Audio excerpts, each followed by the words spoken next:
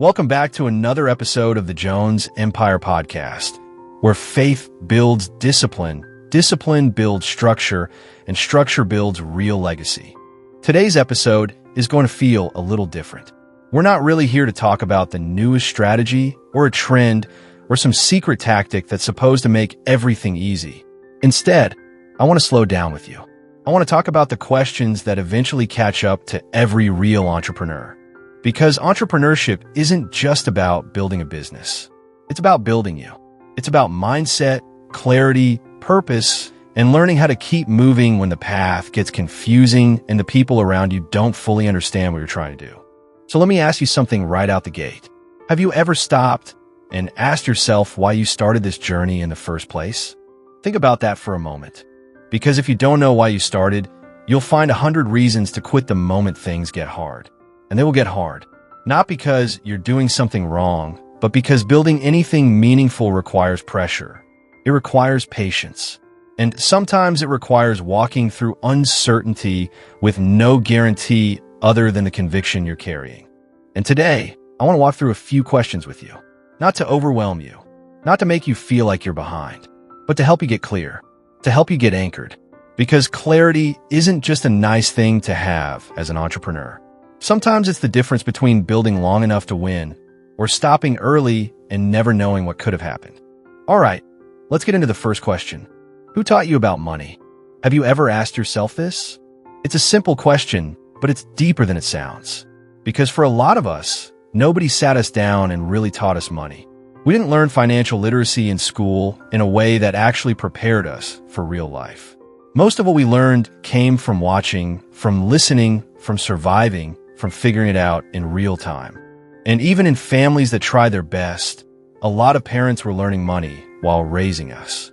They were making decisions based on pressure. They were dealing with bills, rent, food, emergencies. They weren't getting a blueprint either. They were learning from experience, mistakes, and necessity. So if you're an entrepreneur now, and you sometimes feel like you're building without a full map, that's not weird. That's normal. A lot of entrepreneurs learn money through trial and error. Through hard seasons where the numbers don't make sense. Through business mistakes you swear you'll never repeat. Through setbacks that force you to look at your systems and realize they weren't as strong as you thought. And none of that feels good while you're in it. But it does teach you. It shapes you. It forces you to stop being casual and start being intentional. So here's the real reflection. Where did your understanding of money really begin? Take a second and reflect on that. Was it watching your family stretch a dollar? Was it seeing someone close to you struggle with debt? Was it getting your first job and realizing how fast money disappears? Was it your first business sale and realizing, wait, revenue is not the same as profit? And once you identify where it began, you can start seeing what beliefs you picked up along the way. Some beliefs help you. Some don't.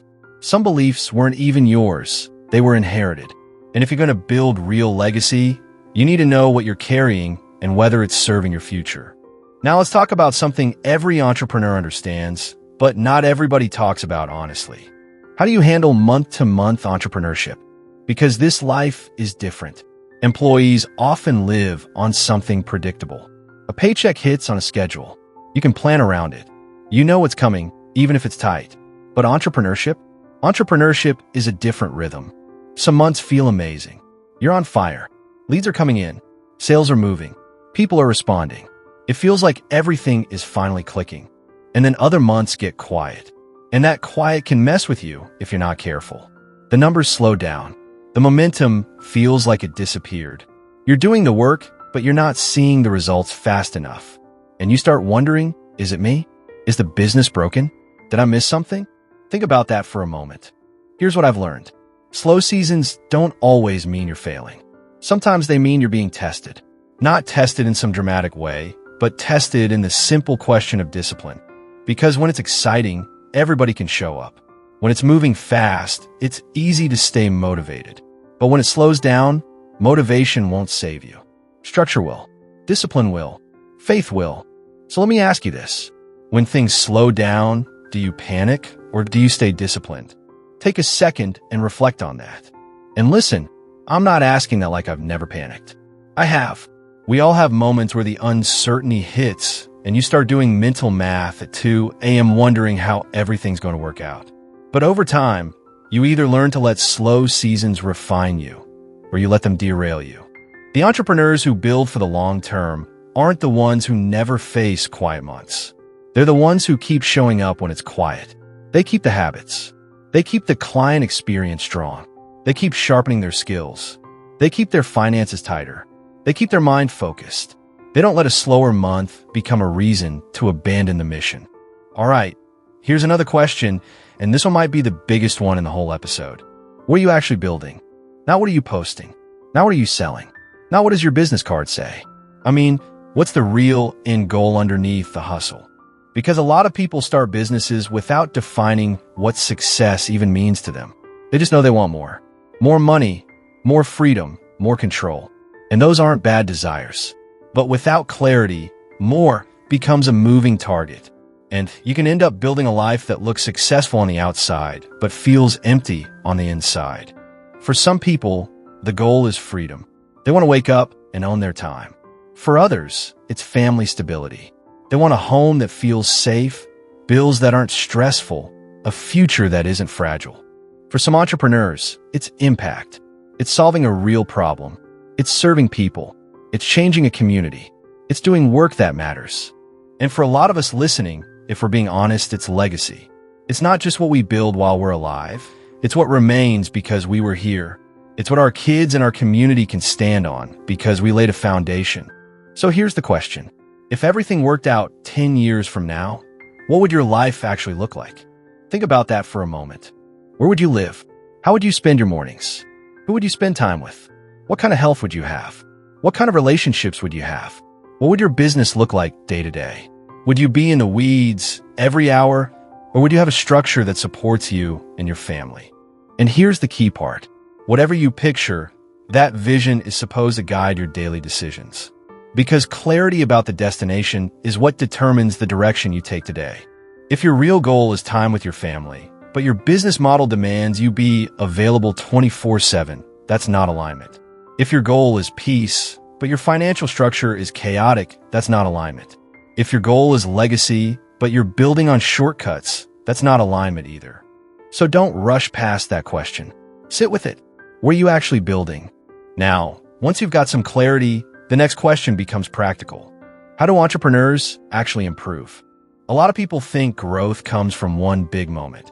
One viral post, one big client, one breakout month, one investment that changes their life. And those moments can happen. But most real growth doesn't come from a single moment. It comes from small habits, repeated consistently over a long period of time. That's the part nobody wants to hear because it's not glamorous. But it's true. Successful entrepreneurs tend to do a few things over and over again. They read, they study markets, they learn their craft, they ask better questions, they seek mentorship, whether that's a real-life mentor or learning from people who have documentation and receipts, not just hype. They also reflect. And this one's big. They look back at what didn't work, and they don't make it personal. They make it data. They learn the lesson, they adjust the system, and they keep going. So here's a question for you. What are you doing today that makes you better than you were last year? Take a second and reflect on that. It doesn't have to be complicated. Maybe you're more consistent with outreach. Maybe you finally track your numbers. Maybe you're reading 10 pages a day. Maybe you're improving your leadership.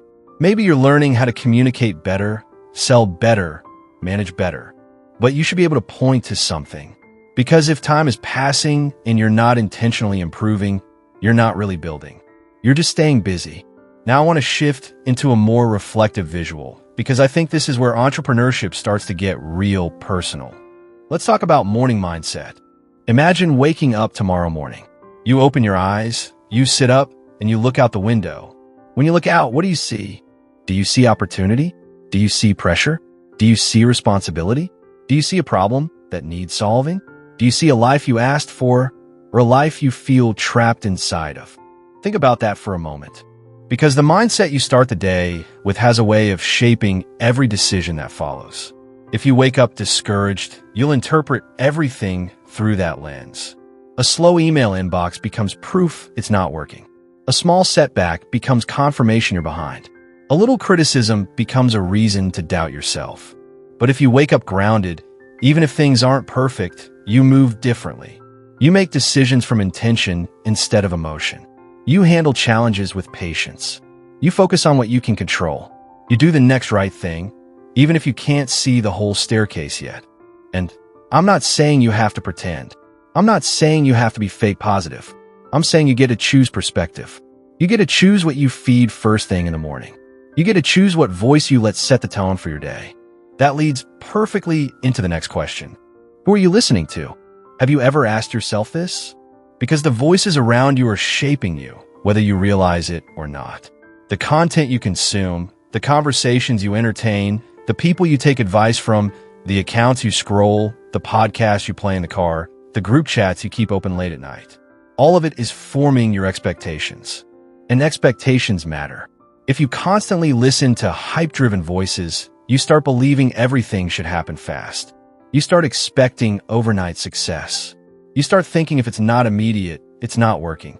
And that mindset can sabotage real builders. On the other hand, when you listen to disciplined thinkers, you start thinking long-term. You start valuing structure. You start respecting the process. You start understanding that patience isn't passive. Patience is an active decision to keep building even when the reward is delayed. So let me ask you, are the voices guiding you building discipline or feeding impatience? Take a second and reflect on that. And here's a quick check you can do. After you listen to the people you follow, do you feel more grounded and focused? Or do you feel more anxious and rushed? Do you feel more committed to your process or more tempted to abandon it for the newest shortcut? Because entrepreneurship already comes with enough uncertainty. You don't need to add artificial pressure by listening to people who profit from your urgency. Now, as we start closing out, I want to offer something practical because I know a lot of entrepreneurs aren't just trying to build a business. You're trying to build stability at the same time. You're trying to make decisions with faith and discipline while also cleaning up finances, creating structure, and figuring out what to do next. If you're building your business while also trying to gain clarity around your finances, you can download the free Beginner's Money Steps Guide in the episode description. It's designed to help people build financial structure step by step. All right, let's bring this home with a final reflection, because I don't want this episode to just be something you listen to. I want it to be something you actually carry with you. Tonight, or sometime in the next 24 hours, I want you to sit down with these 3 questions. No noise. No distractions. Just you being honest. Question 1. Who taught you about money? Question 2. What are you truly building as an entrepreneur? Question 3. Where do you want to be 10 years from now? Think about that for a moment. Because clarity creates direction, and direction creates decisions. And decisions, repeated consistently, are what create the life you say you want. You don't need to have every answer today, but you do need to keep asking better questions. The kind that pull you out of reaction mode and back into alignment. The kind that keep you rooted when things get uncertain. The kind that remind you this journey isn't just about making money. It's about building a legacy with structure and intention. This is the Jones Empire Podcast, where faith builds discipline, discipline builds structure, and structure builds real legacy.